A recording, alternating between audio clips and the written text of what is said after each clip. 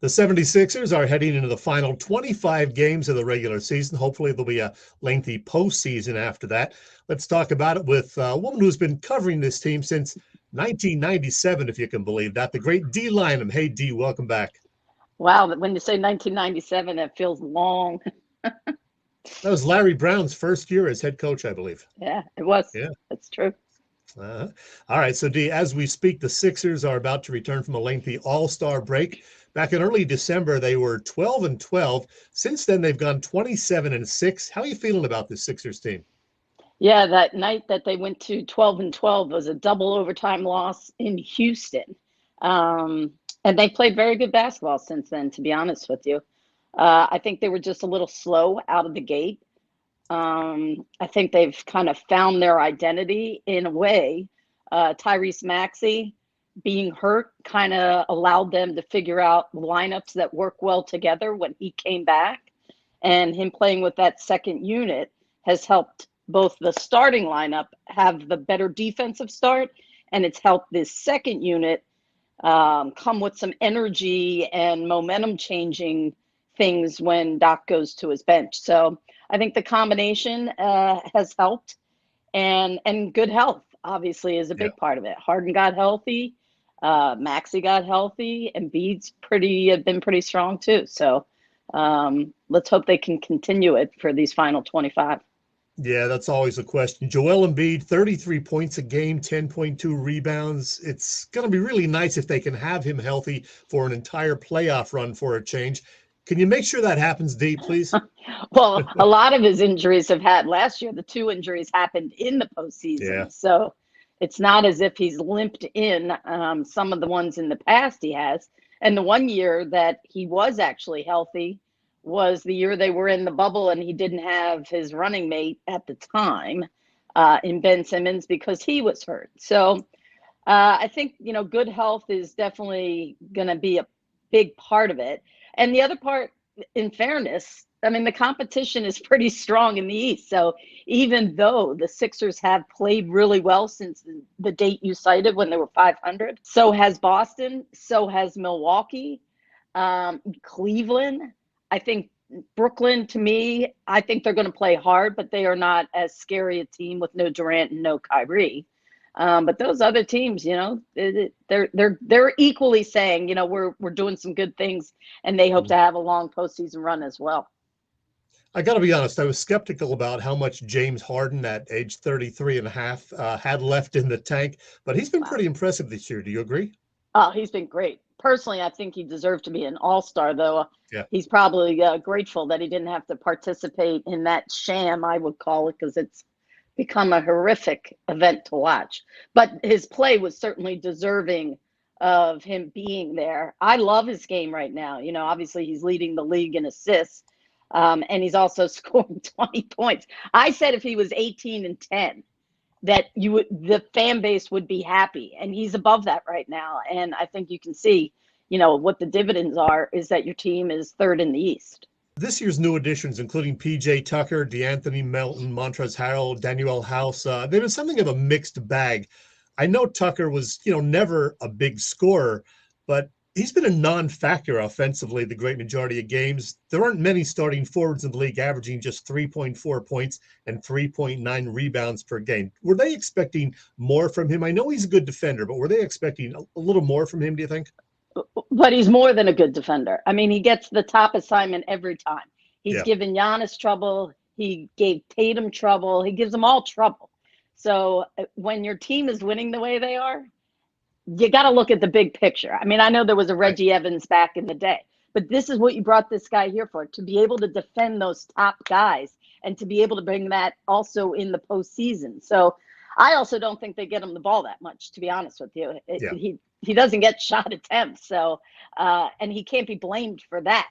They should probably kick it to him in the corner more than they do. He does make it if you find him there. So I think people make a lot about that, but you cited what their record has been since the 12-12, and he's part of it. So I don't see the same problem as other people. All right. We mentioned Tyrese Maxey earlier. You mentioned him coming off the bench the last month or so. Do you like what Coach Rivers has done with doing that, putting him in the second unit? I do, because he still gets the same minutes and he Yeah. still closes out games. I think it gives your team, with DeAnthony Melton in the starting lineup, it gives you a better chance to start defensively on a better note. I was not a big fan of it being Maxey and Harden.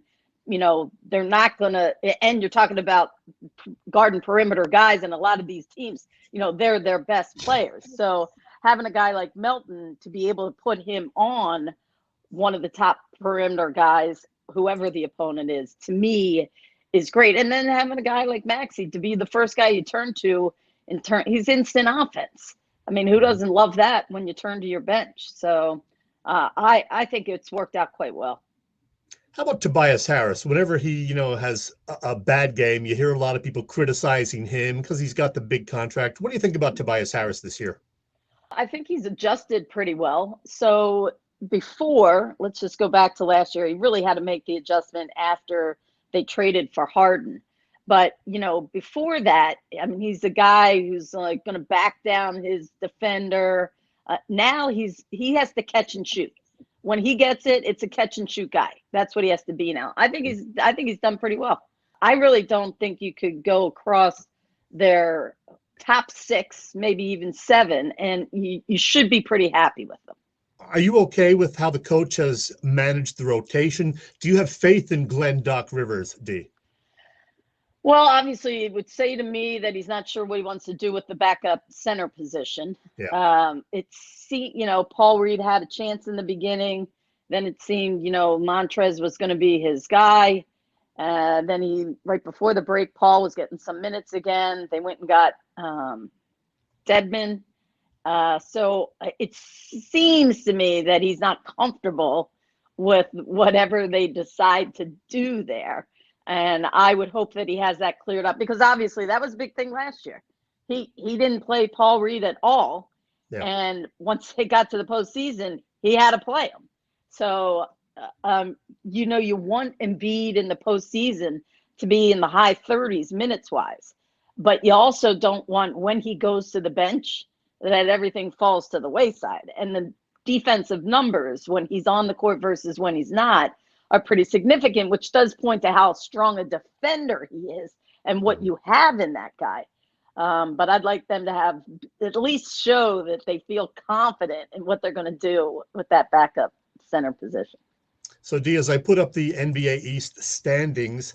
Mm-hmm. I think those 3 teams, the top 3, are indeed the cream of the crop. How do you see the rest of the season playing out, for the Celtics, Bucks, and 76ers? Does it matter whether you're a 1 or a 2 or a 3? We know the Sixers got bounced in the second round 2 years ago, even as a top seed. Sure.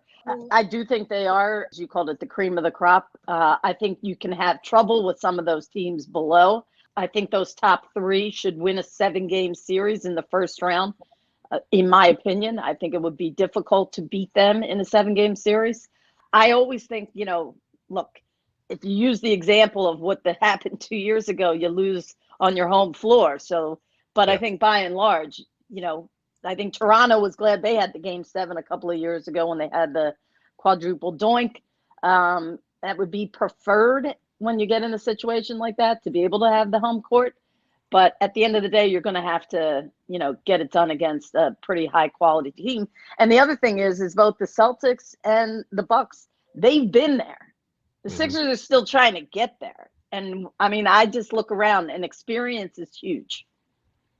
Yeah, and the Bucks are red hot right now. They've won, 12 or 13 in a row. Yeah, in a row. Hey, D, I'd be remiss if we didn't talk about what happened last Saturday night before the All-Star game out in Salt Lake City. For those who didn't see, I'm talking about this young guy. I'm worried about the guy holding the other guy. At some point, he's going to go down. Oh, that's a 50. That's a 50. I got to see if he hit the backboard. That's a 50. Smile, I got to see if he hit it. You see how everyone's standing, including us? Oh, my God. Hey, what's up, Kenny? And a reverse. And a reverse. Young fella. And a reverse. I have one thing to say. Welcome to the NBA. Welcome to the NBA. Obviously, he has great hops, which also helps because it makes it look like he's so high, right? No, I mean, I said take advantage of the moment, you know. What I will be interested in seeing is, you know, they signed him to the two-way deal right Yeah. before the All-Star. This is just me guessing. I have no information on this, but I think they signed him to the two-way so that he could wear the Sixers jersey. Personally, you know, because I've worked for the Blue Coats for a long time and people in that organization work really, really hard, I was hoping he would wear a Blue Coats jersey. But for the kid to want to feel a real part of the NBA Slam Dunk Contest, I understand why wearing the Sixers jersey would be a big deal. I just hope they keep him on the two-way through the rest of the year. Yeah, I want to see him play a few games with the Sixers. Now, you have been watching him with the Blue Coats. We know he's averaging, 19 points a game. He averaged, I think, 21 or more last year in a different organization. How good is he? Does he have a future in the league? Well, all right, first of all, last year he was the Rookie of the Year in the G League. Second, when he played at Georgetown for 2 years, and then he transferred to Texas Tech. When he was at Georgetown, he shot 40% from the floor. That's not good enough. He's now shooting 50% from three this year. So he's shooting 50% from three. He's also become a more selfless player, and I don't mean that in a negative way before, but you know, when you're a guard, you got to be a guy who can distribute. If you're going to make it an NBA, you know, team, you're going to be probably sitting at the end of the bench. So you got to be able to do things. They have their scores. They have their Embiids, Maxis, and Hardens. So you got to be able to do some little things. I think his defense has definitely gotten better as this year has gone on. And I give a little bit of credit to Kobe Carl, because he's developed some guys here. And I would say Mac definitely has a chance for sure. Well, when he is spotted in the Wells Fargo Center by the fans, he's certainly going to get a great, ovation. We know that. Yeah, for sure. We have had quite an exciting few months on the Philly sports scene, with the Phillies getting into the World Series, the Eagles to the Super Bowl, both coming up short of the ultimate goal, of course. How much fun has it been doing your weekend shifts at 97.5 The Fanatic? Yeah, it's funny because, you know, a lot of times people say you get more interaction when people get the opportunity to complain, but I think it's actually been really good for the city, and people have enjoyed the winning ways, if you will. I thought it was a little tough leading up to the Super Bowl because you had a lot of people that were so convinced the Eagles were going to handle it with ease. Yeah. And even though they had a lot of statistical things that, or even matchups where you thought your guy was the better at that particular position. I mean, Patrick Mahomes and Andy Reid, I just didn't think as a fan base, people were giving them enough credit. And also, if the line is -1.5, it says it's pretty evenly matched. And that's not just about the money that people are laying on it. So that was the only thing. It was difficult to navigate, like, you know, hey, they're going to give you a game, people. But yeah, it's been fun. All right, Dee.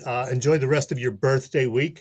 Going to be a nice warm day tomorrow. You maybe sneak in a little golf. I do have a tea time. I do in the morning. Shocking. Dei Lynam, fun chat as always. Let's hope for a great next few months for the Sixers. Take care. Thanks so much, Jim. Have a great one.